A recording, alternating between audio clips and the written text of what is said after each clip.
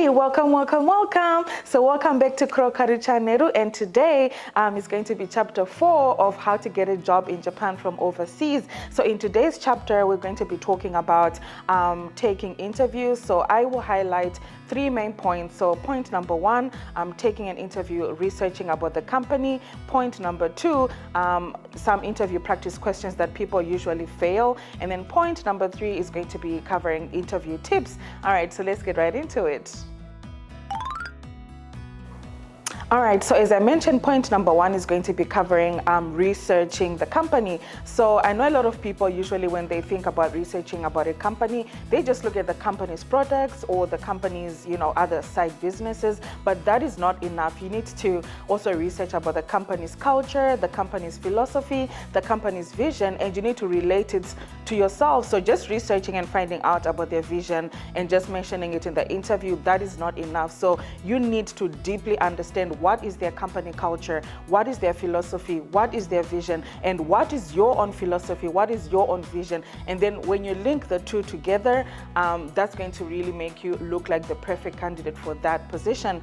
And then so point number 2, the usual interview questions that people fail at. So number 1 is, what is your reason for wanting to change jobs? So usually people give very light answers. So it could be something like, well, I'm looking for a career upgrade, but okay, you're looking for a career upgrade, but then, that doesn't really show them that you are specifically looking to work with their company. So you need to think deeply about why do you want to change your job at this point in your career. And then question number 2 that people usually fail at is, why are you applying to this position or to this company? So once again, if you remember what I said about researching about the company, you need to deeply understand their company culture, their philosophy, and their vision. It will really help you to give strong answers to questions like this, like, why are you applying to this position? Why are you applying to this company? So just giving vague answers like, well, this company has been doing well financially, it's not really going to cut it. So you need to think deeply and practice these questions. And then question number 3 that people usually fail at is, where do you see yourself in 5 to 10 years? Again, people usually sometimes give vague answers like, well, I see myself as an executive, or well, I see myself working in marketing. That's a very basic answer, and it's really not going to land you that job. So you need to have a clear path about where you want to be in 10 years and how this position is going to help you get to the 10 years. So just saying that I see myself as an executive, okay, so how is that linking to this position? So answering that question with linking it to this position is going to allow me to get A skill, B skill, C skill, which I need in 10 years. Those kind of answers are going to really help you to secure that position.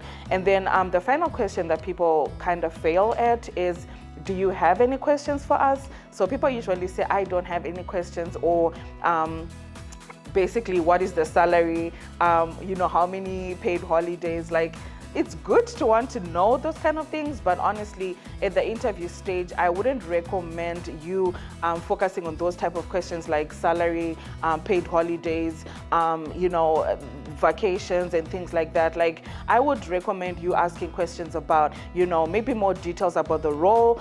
So, you might mention that I really checked the job description and it mentioned that this role involves A, B, C, D, E, but could you please tell me in more details, what this role also involves?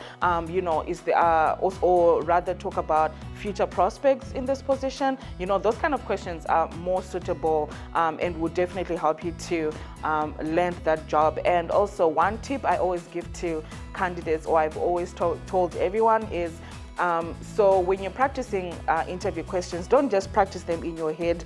Literally, if you have a mirror, go in front of a mirror and practice saying the answers out loud, because sometimes in your head, when you're just reading the questions in your head and answering them in your head, it might seem good, but then when you get to the interview, you might stumble on your words and not really put across the point that you wanted to put across well. So I always say, go to a mirror, practice saying the answers outright as if you're actually in the interview. That will help you to memorize your words, and then when you get to the interview, your answers are going to be a little bit clearer.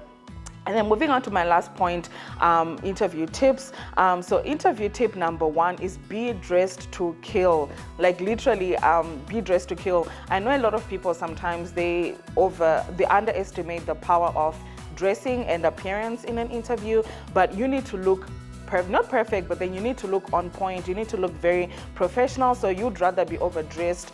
So for ladies, I usually recommend put on a blouse, put on a business suit jacket, and even bottoms sometimes, put on something formal, because I've heard of interviews where they might ask you to stand up in the interview and, you know, do a demo or do something. So just looking good half up is not good enough, because if they ask you to stand up and you're wearing shorts or something that's not appropriate, it will definitely take down points for you. So please be dressed to kill from head to toe, basically, because some interviews might ask you to stand up and, you know, do a demo. And then point number 2 is be on time. I know a lot of people don't know this, but, or maybe you do, but don't really understand how important it is. But in Japan, time is everything. I mean, in the West, it's okay to be a little bit late sometimes. They might understand and not really, you know, penalize you for that. But in Japan, being on time is literally everything. So you being late, it might be an automatic, you know, rejection for you. Like just you being late, even if you have perfect experience, perfect skills, but you being late, that could be the rejection for you. And then point number 3 is attitude is everything. So I know experience and skills are very important, but having a great, positive, energetic attitude, trust me, that goes a long way, because usually when us recruiters are looking at a candidate, there's probably maybe one candidate who has great experience, great skills, great qualifications, but if their attitude is kind of like rude, too proud, and then there's a candidate who has a little bit less experience,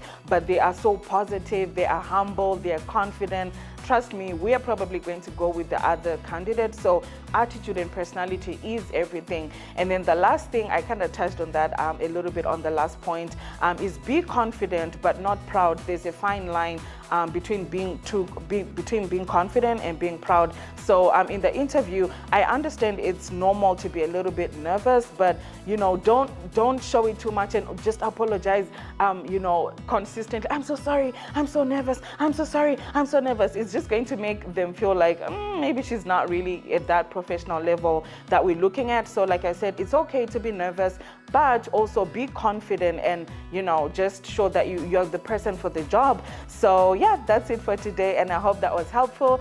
So yeah, see you on chapter 5.